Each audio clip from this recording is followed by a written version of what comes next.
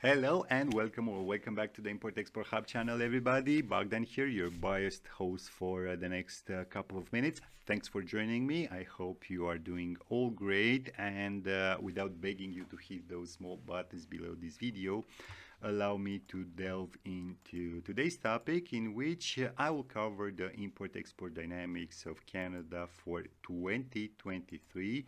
And guys, I promise that I will be very brief, as I will cover only the major positive and negative changes for both flows, of course, relative to Canada's trading partners, and then I will cover the major changes relative to Canada's imports from Mexico and China. Then I will follow up with Canada's exports towards Hong Kong and the United States.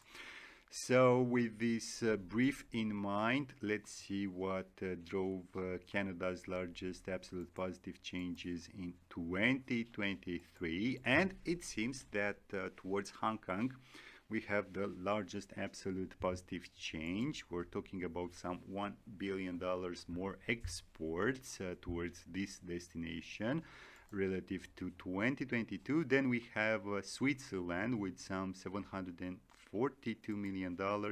And on the third spot, we see Saudi Arabia, to whom Canada managed to export with almost $597 million more.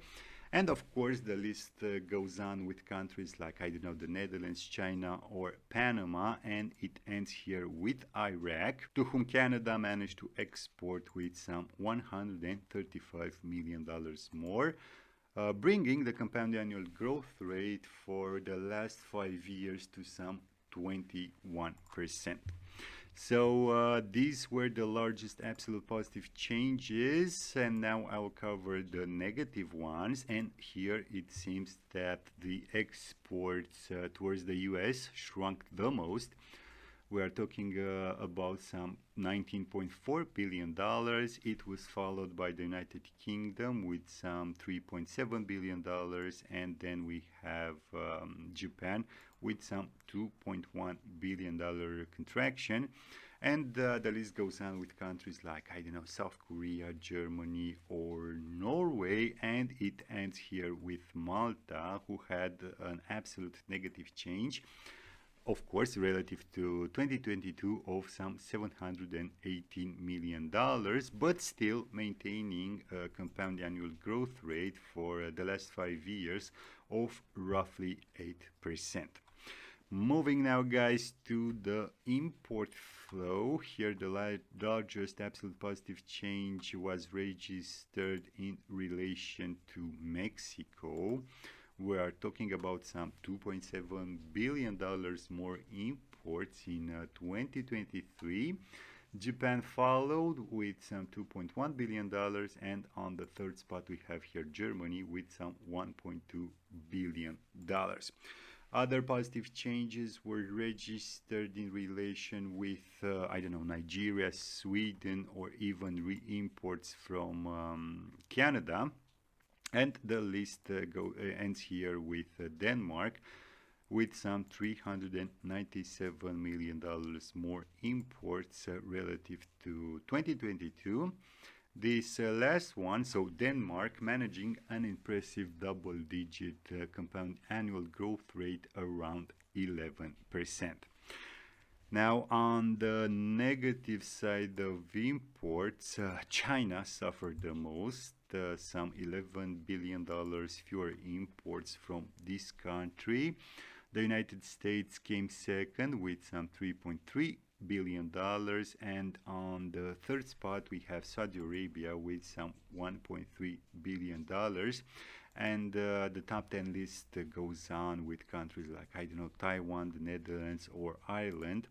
And it ends here with Kazakhstan, who exported towards Canada with some $452 million less than in 2022, but still maintaining a 5% compound annual growth rate. So, guys, with both flows being covered, let's take a look now at what products or headings rather drove the expansion or contraction. And here, guys, I took the first partner from each flow for both the positive and negative changes. And if you remember, from the export flow, Hong Kong registered the largest absolute positive change in 2023. And here we see what drove this increase, or at least part of the increase. And I've selected only the top 10 drivers in terms of absolute positive changes. And basically $1 billion were driven by gold. So we are talking about heading 7108. Some $37 million were driven by smartphones, while another $27 million by the covert heading 9999. So commodities not elsewhere specified. Other drivers include chemical wood pulp, molex, or I don't know, fuels manufactured from coal. And the top 10 list ends here with heading 8525. So we are talking about transmission apparatus for radio broadcasting or television, with some $18 million worth of exports in 2023, which is almost $6.3 million more than in the previous year. So guys, these were the positive changes, and now I will move on the negative ones, where the United States had the largest absolute change. And here the top 10 products that registered the negative changes are petroleum oils with some $20.2 billion less exports. Then we have his cousin, so petroleum gas, with almost $10 billion contraction, while wood, sun, or chipped registered the third largest absolute negative change of roughly $3.7 billion. And the top 10 list goes on with, I don't know, mineral or chemical potassic fertilizers or electrical energy, and it ends here with chemical wood pulp, who had a contraction of roughly $560 million. And basically, from this top 10 list, we see that the products concerned are mostly in primary forms, commodities, and I don't know, industrial inputs if you want, and not products containing too much Canadian added value. So even though we see these big numbers, from an employment point of view, these negative changes are not necessarily positive correlated with possible job losses or something similar. Anyways, moving now to the import flow, the top performer for the positive numbers of 2023 was Mexico, from which Canada increased the imports for these top 10 chapters. And basically, passenger cars registered the largest absolute positive change in the range of $1.4 billion, bringing the overall imports in 2023 to almost $5.2 billion. Then it was followed by tractors, so heading 8701, and then parts and accessories for tractors or passenger vehicles with some $339 million more imports relative to 2022.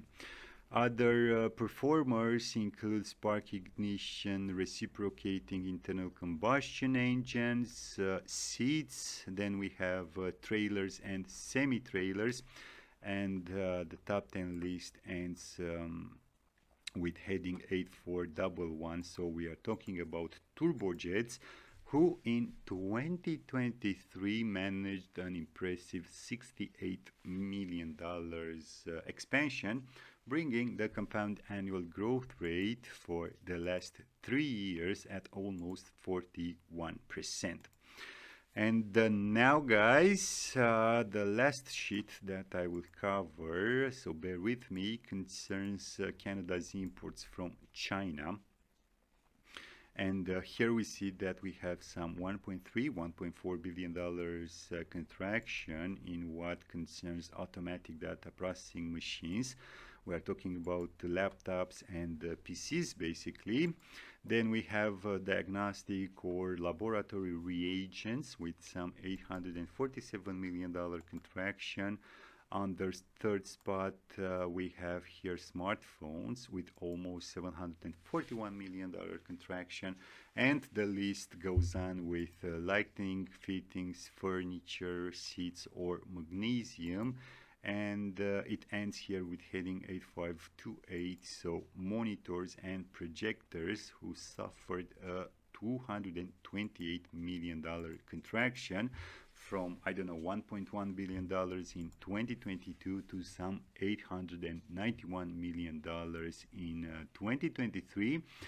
And if I am looking carefully, except for magnesium and the articles thereof, who had a compound annual growth rate for the last 5 years of 7.4%, the rest of 9 are in the negative territory, with big challenges in the years to come for the PCs and smartphones sections, or at least this is how I see things right now. And guys, with this being said, that's all for today. Thanks for watching. I hope you've liked it. Don't forget to hit those small vanity buttons below this video. And as usual, until next time, keep your business safe. Thanks.